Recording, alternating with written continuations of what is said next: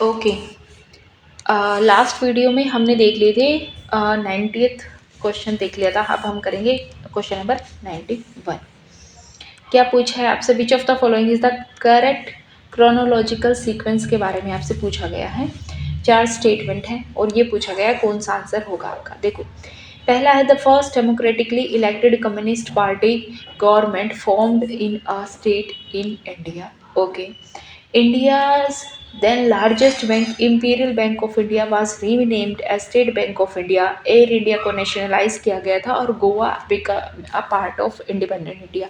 अब इस तरह के क्वेश्चन में क्या हमें हर चीज़ पता होनी ज़रूरी है कि कौन सा कब हुआ था, कौन सा कब हुआ था? ईयर वाइज पता होना नहीं ज़रूरी है, लेकिन कुछ नहीं पता हो तो सबको पता है कि स्टेट बैंक पहले इंपीरियल बैंक ऑफ इंडिया 1921 के नाम से मशहूर था और उसके बाद एसबीआई का नाम चेंज करके 1955 कर दिया था। और गोवा, अगर एग्जैक्ट नहीं पता तो ये पता है कि 1960 के बाद ही हुआ था। दैट मीन्स 2 के बाद ही आपका 4 ऑप्शन आएगा। यहाँ पे 4 2 से पहले है, ऑप्शन गया। यहाँ पे 4 2 से पहले ऑप्शन गया, यानी कि अब आपका ऑप्शन बच गया बी और डी। और यहाँ से पता चला कि फर्स्ट पे आपका सी आएगा। दैट मीन्स एयर इंडिया को सबसे पहले नेशनलाइज किया गया था। अब आपको पता होना चाहिए ये चीज़ कि कब हुआ था, जैसे 1953 में हुआ था। ठीक है, तो 3 आपका पहले है। अब आता है कि पहले उसके बाद कौन सा है, और 2 पहले आएगा या 1 पहले आएगा। देखो, 2 ही चीज़ें हैं, या तो ऑप्शन नंबर बी और डी।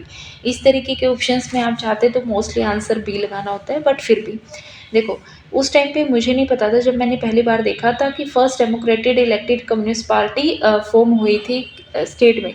तो देखो, ये पता है कि पहली कम्युनिस्ट पार्टी जो होती वो आपकी केरला में फॉर्म हुई थी। ठीक है, तो अब किस मतलब क्या कहते हैं, किससे पहले फॉर्म हुई होगी? तो ये तो पक्का पता है कि गोवा से पहले फॉर्म हुई होगी। और आपके लास्ट ऑप्शन में कहीं भी आपका अगर मैं इनको एक सेकंड कर भी दूँ, कहीं भी आपका ऑप्शन नंबर 1 लास्ट में नहीं है। दैट मीन्स सबसे लास्ट तो ये ऑप्शन नहीं आता है। ठीक है, दूसरा क्या है कि कम्युनिस्ट पार्टी जब आपकी क्या नाम है, केरला में फॉर्म हुई थी, ये हुई थी अप्रोक्सीमेट 1957 के बाद। जब हम पढ़ते हैं जिसमें हम पोस्ट इंडिपेंडेंट हिस्ट्री की बात करते हैं, तो हम उसमें ये चीज़ पढ़ते हैं। ठीक है, तो आपका कौन सा ऑप्शन आ जाता है? Option number 3। पहले कौन सा आया? ऑप्शन नंबर 3, फिर 2, फिर 1 और फिर 4। ये आपकी करेक्ट सीक्वेंस है। उस टाइम पे नहीं पता था, कोई दिक्कत नहीं है। आप 2 को एलिमिनेट करके एटलीस्ट आप ऑप्शन नंबर बी और डी पे तो पहुँचे। अब उसमें आपको देखना है, और ये चीज़ें देखनी है कि जो आपने पीवाईक्यूज़ किए हैं जिस तरीके से, तो हिस्ट्री के क्वेश्चंस में आप देखोगे तो आपके ऑप्शंस बी जाएंगे, जहाँ पे भी आपका बी और डी वाला आएगा। लेकिन ये तब होगा जब आप बहुत सारे क्वेश्चंस को कर लेंगे उसके हिसाब से। 92 है, राइट टू प्राइवेसी के बारे में पूछ रखा है, जो कि एक पार्ट है, इंट्रिंसिक पार्ट है राइट टू लाइफ और लिबर्टी का। आपके कॉन्स्टिट्यूशन में कहाँ पे वो चीज़ दी हुई है। ठीक है, article number 14, provision under the 42nd constitution amendment. देखो, 14 आर्टिकल आपको पता होना चाहिए। 40 आर्टिकल नंबर 14 क्या कहता है, और आर्टिकल नंबर 17, 21, 24, यानी कि चारों के चारों आर्टिकल्स के बारे में पता होना चाहिए, फंडामेंटल राइट्स। और यूपीएससी आपसे सम हाउ इन क्वेश्चंस को बार बार रिपीट करता रहता है, बार बार पूछता रहता है। ठीक है, आपका आर्टिकल नंबर 14 क्या है? राइट रूल ऑफ लॉ, यानी इक्वलिटी, इक्विटी बिफोर लॉ और इक्वल प्रोटेक्शन ऑफ लॉ, इनकी बात करता है। यहाँ पे राइट टू प्राइवेसी का कोई मतलब नहीं बात बनता। यहाँ पे ये सिर्फ कहता है कि जो लॉ के सामने सभी लोग क्या होते हैं, आपके इक्वल होते हैं। ठीक है, दूसरा है आपका पार्ट नंबर 17, जो कि आपको किसके बारे में, अनटचेबिलिटी के बारे में बात करता है। And the DPSP, directive principles में आपके राइट कभी नहीं है। ठीक है, ये पता होना चाहिए। आर्टिकल 21, ऑब्वियसली बात है, आर्टिकल 21 आपको कहता है कि आप किसी की लाइफ और पर्सनल लिबर्टी को छीन नहीं सकते विदाउट लॉ। तो दैट मीन्स आपका option number C is your correct answer, और राइट टू प्रिवेसी आपकी इसी के अंतर्गत आती है। अब आपका काम है कि राइट टू प्रिवेसी आपको ये देखना है कि आपको कौन से पर्टिकुलर केस लॉ से ये मिला था राइट टू प्रिवेसी। ठीक है, ऑप्शन नंबर डी आपका 24 आता है, जिसमें आपके दोनों आर्टिकल 23 और 24 आते हैं, जिसमें आप किसकी बात करते हो, चाइल्ड लेबर की बात करते हो। तो ये सारे प्रोविज़न है। फिर 42nd कॉन्स्टिट्यूशन अमेंडमेंट क्या था, 44 कॉन्स्टिट्यूशन अमेंडमेंट क्या था, कब आया था ये आपका। ठीक है, तो ये सारा आपको एनालाइज करते हुए चीज़ों को देखना है। अब आ जाते हैं हम क्वेश्चन नंबर 90, कौन सा ये 3। Okay, question number 93। देखो इस तरह के क्वेश्चन वो सबसे ज़्यादा इजी लगते हैं। पूछा है cabinet committee on economic affair has announce the minimum support price किसके लिए है, एमएसपी। तो यहाँ से ना आपको सिर्फ ये नहीं याद करना कि कहाँ कहाँ पे क्या है, आपको ये पता होना चाहिए एमएसपी है। तो यहाँ से पता चल गया कि कौन अनाउंस करता है, cabinet committee on economic affair. और ऐसा नहीं है कि यूपीएससी ने एमएसपी के बारे में क्वेश्चन नहीं पूछा या यूपीएससी ने ये चीज़ नहीं पूछी हुई है कि इसको अनाउंस कौन करता है। ऑब्वियस सी बात है यूपीएससी ने वो चीज़ पूछी हुई है। दैट मीन्स आपके क्वेश्चंस रिपीट होते हैं।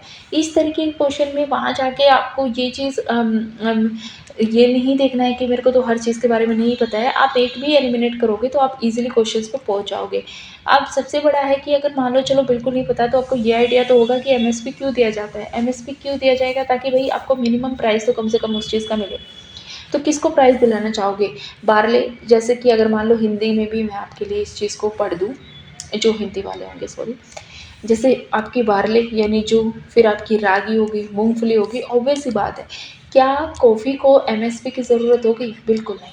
यानी आपका ऑप्शन नंबर 3 एलिमिनेट हो गया। ऑप्शन नंबर 3 एलिमिनेट होते आप अपने आंसर पे आ गए 2 4 5 6। अब जो भी नहीं पता था उसको देख लो, यानी सिसमे, ग्राउंड नट, आपकी फिंगर मिलेट्स, आपकी बार्ले, इनको आपकी ज़रूरत है। आपकी एमएसपी डिक्लेयर किया गया था, बाकी को नहीं किया गया था। जिनको नहीं किया गया था वो ऑप्शन भी देखो कि कौन से को नहीं किया गया था। हो सकता है समहाउ नेक्स्ट टाइम यूपीएससी उस ऑप्शन को इस्तेमाल कर ले, कुछ भी नहीं कह सकते आप।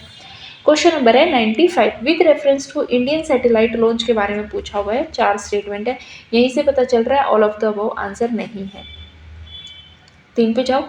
GSLV mark 3 4 stage launch vehicle है। फर्स्ट एंड थर्ड स्टेज है सॉलिड की, और सेकंड एंड फोर्थ स्टेज है आपकी लिक्विड की। नहीं, ये जीएसएलवी की तो बात नहीं है, ये आपके, क्योंकि यहाँ पे तो ये आपकी पीएसएलवी की बात हो रही है, ठीक है। दैट मीन्स ऑप्शन नंबर 3 क्या आपका गलत हो जाता है। तो ये आपका गया ऑप्शन नंबर 3। ऑप्शन नंबर, इससे पता चला ऑप्शन नंबर 1 इज करेक्ट। क्या ऑप्शन नंबर 1, पीएसएलवी लॉन्च करता है सैटेलाइट जो कि यूजफुल होते हैं अर्थ रिसोर्स मॉनिटरिंग के लिए और जीएसएलवी के कम्युनिकेशन के लिए यूज होते हैं। ऑब्वियसली बात है, तभी तो जियो सिंक्रोनस सैटेलाइट, जो जियो सिंक्रोनस ऑर्बिट में हम, या जियो स्टेशनरी ऑर्बिट में हम सैटेलाइट भेजने के लिए इस्तेमाल करते हैं ना, वहाँ पे कम्युनिकेशन सैटेलाइट, ठीक है। ये भी पता होना चाहिए कि अर्थ रिसोर्स, देखो यहाँ पे अगर मैं बात करूँ अर्थ रिसोर्सेज मॉनिटरिंग की, तो यहाँ पे आप एनालाइज करते हो, ये पता होना चाहिए कि इस तरीके के सैटेलाइट कौन से ऑर्बिट में जाते हैं, ठीक है। लियो अर्थ ऑर्बिट में जाते हैं, जियो सिंक्रोनस में जाते हैं, जियो स्टेशनरी में जाते हैं, कहाँ जाते हैं। कम्युनिकेशन सैटेलाइट्स जो होते हैं वो कौन से ऑर्बिट्स में जाते हैं, तो यहाँ भी आपको ऑर्बिट्स के बारे में पता होना चाहिए। आपको पता होना चाहिए जीएसएलवी मार्क 3 इज़ क्या 4 स्टेज व्हीकल है, 3 स्टेज व्हीकल है कि क्या चीज़ है। क्या इसमें फिर क्या कहते हैं, इसमें सॉलिड का इस्तेमाल होता है, लिक्विड का इस्तेमाल होता है, या क्रायोजेनिक ईंधन का इस्तेमाल होता है, ठीक है। तो जीएसएलवी में सबको पता होगा क्रायोजेनिक ईंधन का इस्तेमाल करते हैं। सेकंड क्या कहता है, satellite launch by PSLV appear to remain permanently fix in the same position in the sky as view from the particular location on the earth. अब देखो इसने कहा ये परमानेंटली फिक्स रहते हैं। यहाँ पे कह रहा है पीएसएलवी अर्थ रिसोर्स, जो अर्थ के रिसोर्सेज है उनको मॉनिटर करता है। परमानेंटली फिक्स रह के आप मॉनिटर कैसे कर पाओगे। दैट मीन्स ये स्टेटमेंट क्या होगी, गलत। ये किसके लिए, जीएसएलवी के, ये पीएसएलवी की स्टेटमेंट नहीं है। क्योंकि जीएसएलवी कम्युनिकेशन सैटेलाइट है जो कि जियो स्टेशनरी ऑर्बिट में होते हैं, जहाँ पे सैटेलाइट फिक्स होते हैं। दैट मीन्स जब आप पीएसएलवी की बात करोगे तो वो लियो अर्थ ऑर्बिट में, या फिर जहाँ सैटेलाइट भेजते हैं आपके अर्थ रिसोर्स मॉनिटरिंग के लिए, तो वो आपके स्टेशनरी नहीं होंगे। फर्स्ट और सेकंड स्टेटमेंट आपकी कॉन्ट्राडिक्टरी स्टेटमेंट हो, तो यहीं से चीज़ें गलत हो जाती हैं और आपका सीधा आंसर निकलता है वन, ठीक है। वैसे तो नॉर्मली क्वेश्चन है ये, जब जीएसएलवी पीएसएलवी की बात कर रहे हैं तो आपको सारे के बारे में पता होना चाहिए, और ये बहुत ईजी है। पर नहीं पता तो तब भी ये चीज़ कम से कम यहाँ से सीखने वाली है कि फर्स्ट और सेकंड स्टेटमेंट आपकी कॉन्ट्राडिक्टरी स्टेटमेंट है। कॉन्ट्राडिक्टरी स्टेटमेंट्स को एक साथ हम कभी भी नहीं ला सकते हैं, ठीक है। अब आ जाता है क्वेश्चन नंबर 94। पूछा है पकोई वाइल्ड लाइफ सेंचुरी है। इस तरह के क्वेश्चन है जहाँ पे आपको पता है तो पता है, नहीं पता है तो नहीं पता है, इसको वहाँ पे छोड़ देना। अब पता होना चाहिए कहाँ पे आपका, अरुणाचल प्रदेश में। अब देखो यहाँ पे और कौन कौन सी सेंचुरीज हैं जिसके बारे में यूपीएससी ने आपसे पहले क्वेश्चन किया है। मणिपुर में कौन सी है, मेघालय नागालैंड में कौन सी है, ठीक है। क्वेश्चन नंबर है 96। पूछा हुआ है with reference to governance of public sector banking के बारे में पूछा है, और 4 स्टेटमेंट पूछे, कौन सी करेक्ट है कौन सी इनकरेक्ट है, ठीक है, पहला है capital infusion into public sector bank by the government of India has steadily increase in the last decade. Last decade पिछले 10 सालों की बात कर रहा है कि कॉन्टिन्यूसली बढ़ रहा है। अगर इस तरीके के आ जाते हैं, स्टेडली डिक्रीज हो रहा है, स्टेडली इंक्रीज हो रहा है, ड्रास्टिकली इंक्रीज हो रहा है, ड्रास्टिकली डिक्रीज हो रहा है, इस तरीके के जो स्टेटमेंट होते हैं उनको एक्सट्रीम स्टेटमेंट पूरी जाती है, दैट मीन्स वो स्टेटमेंट आपकी क्या हो जाती है, गलत हो जाती है। To put the public sector bank in order, the merger of associate bank with the parent SBI bank has been affected। Obvious सी बात है, तो इसीलिए तो किया गया था ताकि सब चीज़ें एक साथ आसानी से काम हो सके। अब आ जाते हैं आपके क्वेश्चन नंबर 97 पे। देखो यहाँ पे पूछा है कि किसको एग्जेम्पशंस किसको मिली है आपके जीएसटी से। ठीक है, अब हर कोई याद नहीं कर सकते इसको हम मिली है, लेकिन आपको ये समझना चाहिए एग्जेम्पशंस आपको किन फूड्स पे दोगे। एग्जेम्पशंस आप उन फूड्स को दोगे जो कि डेली बेसिस में चीज़ें इस्तेमाल होती होंगी। ठीक है, अब यहाँ पे ऑप्शन नंबर सी देखो, ये कह रहा है फिश प्रोसेस्ड और कैन, जो प्रोसेस्ड फूड है और कैन फूड है उसको हर कोई अफोर्ड नहीं कर सकता, दैट मीन्स उसको एग्जेम्पशंस नहीं मिलेगी, वो आपकी कॉमन पीपल से रिलेट नहीं करता, दैट मीन्स आपका 3 गया। कौन सी स्टेटमेंट आ गई, 1 to 4। अब सीरियल ग्रेन्स ऑब्वियसली बात है, चिकन एग की बात है। जब आप एक बात बताओ, जब गवर्नमेंट जो है आपको मिड डे मील या जो मदर को न्यूट्रिशन के लिए सर्विसेज प्रोवाइड कराते हैं तो उसमें भी एग प्रोवाइड कराते हैं, दैट मीन्स वो डेली नेसेसिटी की चीज़ें हैं। इसका मतलब ऑप्शन सी 1, 2 and 4 आपका स्टेटमेंट जाएगा यहाँ पे। ठीक है, क्वेश्चन नंबर है 99। पूछ रखा है which of the above spread plant disease को कौन स्प्रेड करता है। विंड ब्लोइंग कर सकती है, ऑब्वियस सी बात है, रेन से हो सकती है, डस्ट से हो सकती है, बर्ड से हो सकती है, तो ऑब्वियस सी बात है अगर एक प्लांट में इफेक्ट करेगा दैट मीन्स हो सकती है, तो option number D is your correct answer. अब ये देखो क्वेश्चन नंबर है 98। The definition of critical wild life habitat incorporated in the forest right act, for the first time Begas को मिले हैं हैबिटेट राइट, और ये मिनिस्ट्री आती है जो डिसाइड करती है, डिक्लेयर करती है प्रिमिटिव और vulnerable tribal groups in any part of India. और याद है यूपीएससी ने फिर एक क्वेश्चन पूछा था प्रिमिटिव और वल्नरेबल ट्राइब्स की 95 ट्राइब्स है हमारे यहाँ इंडिया में टोटल मिला के, इस तरीके का कोई क्वेश्चन पूछा हुआ था उन्होंने। फिर अब देखो इसमें तीनों में ना आपकी फैक्ट है। अब हम बोलते हैं कि फैक्ट बेस्ड स्टेटमेंट जो होती है वो गलत होती है। अब तीनों में से हम किसको गलत करें, ऑब्वियस सी बात है ऐसा तो हो ही नहीं सकता कि तीनों की तीनों गलत हो जाएगी, ऐसा भी नहीं होगा कि तीनों की तीनों ही सही हो जाएगी क्योंकि फैक्ट है। बट हमने क्या देखा है अब तक जितना भी आपने एनालाइज किया है उसी पे रिलाई करना है। कहता है मिनिस्ट्री चेंज करती है, एनवायरनमेंट मिनिस्ट्री और फॉरेस्ट का क्या मतलब है कि वो डिसाइड और डिक्लेयर करेगी कि कौन से हैबिटेट राइट्स है प्रिमिटिव और वल्नरेबल ट्राइब्स के लिए। ठीक है, तो वो ट्राइबल मिनिस्ट्री करेगी ना, जहाँ पे ट्राइबल ग्रुप्स की बात आ रही है, इसका मतलब मिनिस्ट्री गलत है। ये गया ये गया ये गया, आपका ऑप्शन आपका आंसर खुद ब खुद आ गया। अब आपको पता होना चाहिए कि क्रिटिकल वाइल्ड लाइफ हैबिटेट जो है उसकी डेफिनेशन कहाँ पे दी है, फॉरेस्ट राइट एक्ट में दी है, क्योंकि यूपीएससी आपसे इसकी जगह ऑप्शन दे सकता है, आगे कभी स्टेटमेंट बना सकता है, वाइल्ड लाइफ प्रोटेक्शन एक्ट 1972 के बारे में पूछ सकता है। ठीक है, तो चेंज कर सकता है। और बेगास को पहली बार हैबिटेट राइट मिले थे, ये भी अब पता होना चाहिए।